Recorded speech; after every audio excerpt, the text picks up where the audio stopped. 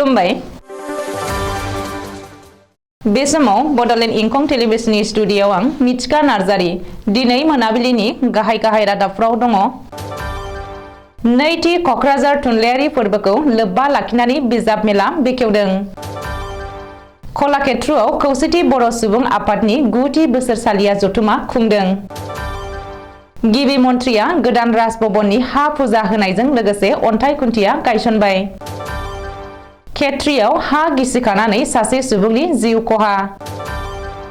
बखाजाननि रायजोफोरनो दानसेनि गेजेरावनो हानि पाट्टा होनो मन्थ्रि अजन्ता नियगनि बिथोन। नगावनिफ्राय गोमानाय आइजोखौ पाकिस्तानाव हमबाय। PMAY न' होनायनि मुङाव रां जाख्ल'नायनि अजद। सालबारि जिल्ला बर' थुनलाइ आफादनि 71थि बोसोरसालिया जथुमाया मोनथाम आफादखौ लाफानानै जागायबाय।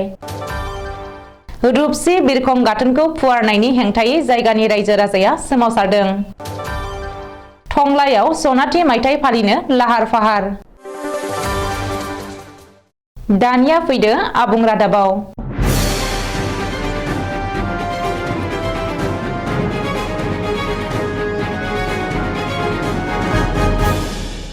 बिटिआर सोरखारनि बानजायनायाव खुंनो लानाय नैथि क'क्राझार थुनलाइयारि फोरबो 2023 गाबोननिफ्राय सानथामनि हाबाफारिजों जागायनो थांगासिनो।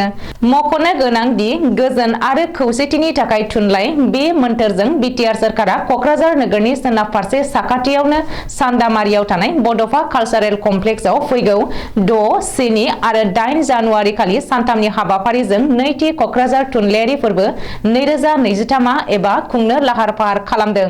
बे बां रावारि थुनलाइ फोरबोआव गुबुन गुबुन रावनि थुनलाइगिरिफोर आरो खन्थाइगिरिफोरा बाहागो लाफैगोन। बबेखानि बे क'क्राझार थुनलाइयारि फोरबोखौ लोब्बा लाखिनानैनो दिनै फुंनि समाव बिजाब मेला बेखेवनाय जायो। बिटिआरनि लेङाइ गाहाय आरो अदालगुरि बियाबनि MLA गबिन्द चन्द्र बसुमतारिया दिनै रिबन हास'नानै बिजाब मेलाखौ बेखेवनानै होदों। बिजाब मेला बेखेवनाय हाबाफारियाव दुलाराय बर' फरायसा आफादनि आफादगिरि दिपेन बर'आ बाहागो लायो।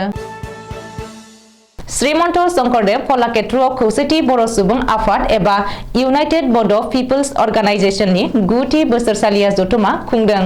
गुवाहाटी नोगोरमायाव थानाय श्रीमन्त शंकरदेव कलाक्षेत्रआव 5, 6 आरो 7 जानुवारि सानथामनि मेहेरगोनां हाबाफारिजों खुंजानाय खौसेथि बर' सुबुं आफादनि खुंगा 9थि बोसोरसालिया जथुमाया दिनैनिफ्राय जागायबाय।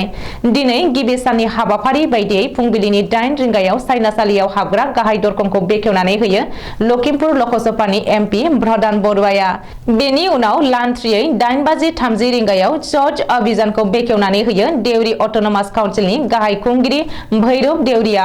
फुंबिलिनि 9 रिंगायाव जामुंसालिखौ बेखेवनानै होयो कामरुप मेट्र' जिल्ला परिषदनि मासिगिरि सिरमनि खौवारा। फुंबिलि 9:30 रिंगायाव गाहाय सायनासालिखौ बेखेवनानै होयो आसाम पुलिसनि ADCP हेरेन चन्द्र नाडा। फुंबिलिनि 10:30 रिंगायाव दिन्थिफुंसालि आरो जामुं मेलाखौ बेखेवनानै होयो बड' कसारि वेलफेयार अट'नमास काउन्सिलनि लेङाइ गाहाय खुंगिरि रमिय' नार्जारिया। फुंबिलिनि 11 रिंगायाव बुलुर बादायलायनायखौ बेखेवनानै होयो बड' कसारि वेलफेयार अट'नमास काउन्सिलनि मावफुं सोद्रोमा प्रदीप स्वर्गियारिया। राजभवननि जायगाया सोलायसिगोन। रायजो बेंगिरिनि अफिसियेल रेसिडेन्स एबा थाग्रा न' राजभवनखौ खारगुलियाव लांसिगोन। बेनि थाखाय खारगुलियाव गोदान राजभवन बानायगोन।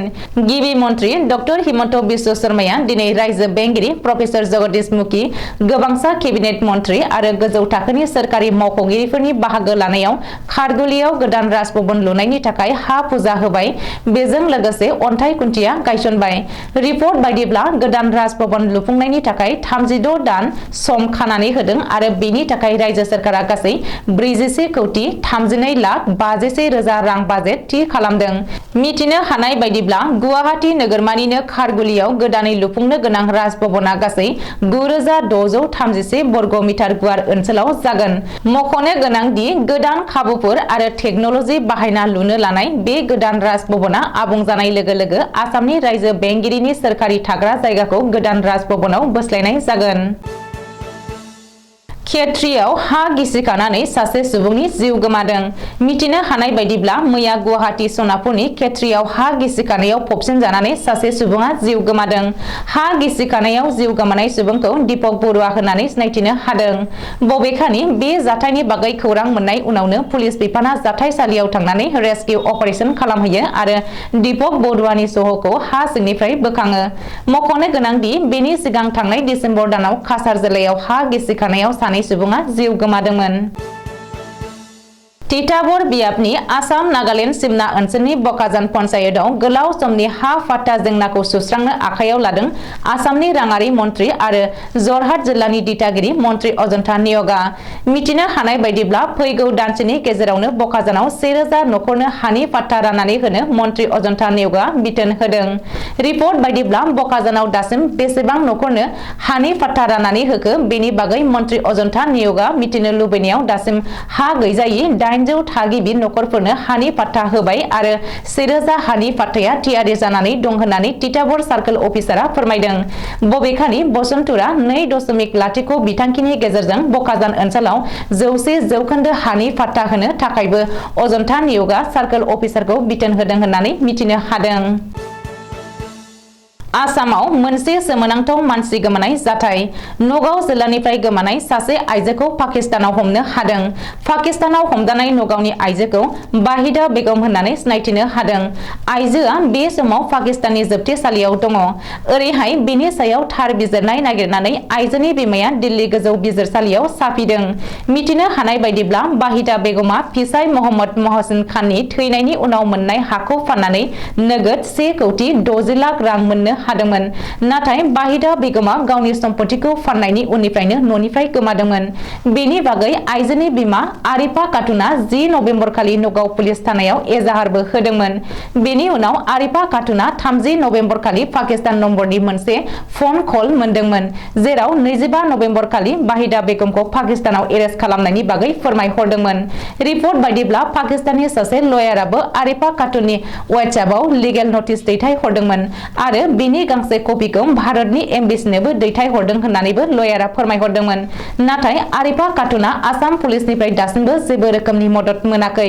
भारतआव थानाय पाकिस्तान एम्बेसियाव मददनि थाखाय खावलायनाय जादोंमोन, बेनिफ्रायबो जेबो मदद मोनाखै। बेनिखायनो दिल्ली गोजौ बिजिरसालियाव साफिनो गोनां जादों होननानै सुलुङाव फोरमायदों। रिपर्ट बायदिब्ला बेनि सायाव दिल्ली गोजौ बिजिरसालिया गाबोन खोनासंथि होगोन।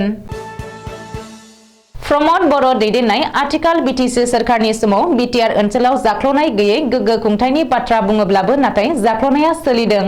बेनि फोरमाना जाबाय गसाइगाव महकुमा एबा बिटिसिनि 6 नं कसुगाव बियाब सिंनि तुलसिबिल भिसिडिसिनि जाख्ल'नाय। बे भिसिडिसिआव जाख्ल'नायनि अजद बे भिसिडिसिनि सिंनि आमिनखाथियाव जाख्ल'नायनि हेंथायै रायजोफोरा खुद्रिखांनाय फोरमायदों।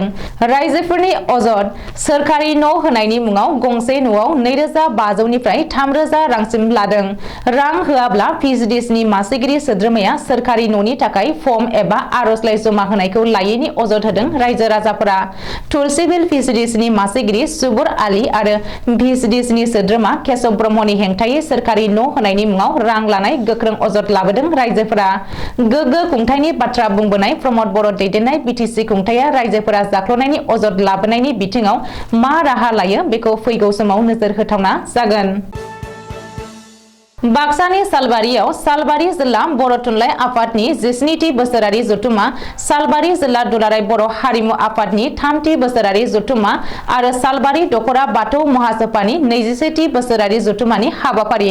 बाक्सा जिल्लानि सालबारि फरायसालिमानि गेलेग्रा फोथाराव सालबारि जिल्ला बर' थुनलाइ आफादनि 17थि बोसोरारि जथुम्मा, सालबारि जिल्ला बर' हारिमु आफादनि 3थि बोसोरारि जथुम्मा आरो लोगोसे सालबारि दख'रा बाथौ महासभानि 21थि बोसोरारि जथुम्माखौ 6, 7 आरो 8 जानुवारि 2023 खालारखालि सानथामनि मेहेरगोनां हाबाफारिजों गाजा गोमजायै खुंफुंनो आखायाव लादों। बेनिनो दिनै 5 जानुवारि बृहस्पतिबार खालाराव सालबारि जिल्ला दुलाराय बर' हारिमु आफादनि खुंगा 3थि बोसोरसालिया जथुम्मा मावबादा बेखेवनाय हाबाफारि लानाय जादों। दिनैनि बे मावबादा बेखेवनाय हाबाफारिखौ फिथा हास'नानै होयो सालबारि फरायसालिमानि लेङाइ गोरायुं ड. दुलेन बसुमतारिया। धुबुरी जिल्लानि सिङाव थानाय आफां आसामनि नायल' जाल' मोनसेल' बिरखं गाथोन रुपसि बिरखं गाथोनखौ फुवारनायनि हेंथायै जायगानि रायजो राजाया सोमावसारदों। लालपुरा गामिनि 1 नं आरो 2 नं ब्लकनि रायजो राजाया धुबुरी जिल्लानि जिल्ला बेंगिरिनो गोसोखांलाय होनानै रुपसि बिरखं गाथोनखौ फुवारनायनि थाखाय हा एलटमेन्ट होनो मोना होननानै दाबि खालामदों। मख'नो गोनांदि नैथि मुलुग दावहानि समावनो बानजाय जानाय रुपसि बिरखं गाथोना 38 बोसोर बन्द थानायनि उनाव थांनाय 2021 मायथाइनि 8 मे खालि बेखेव जाफिनदोंमोन।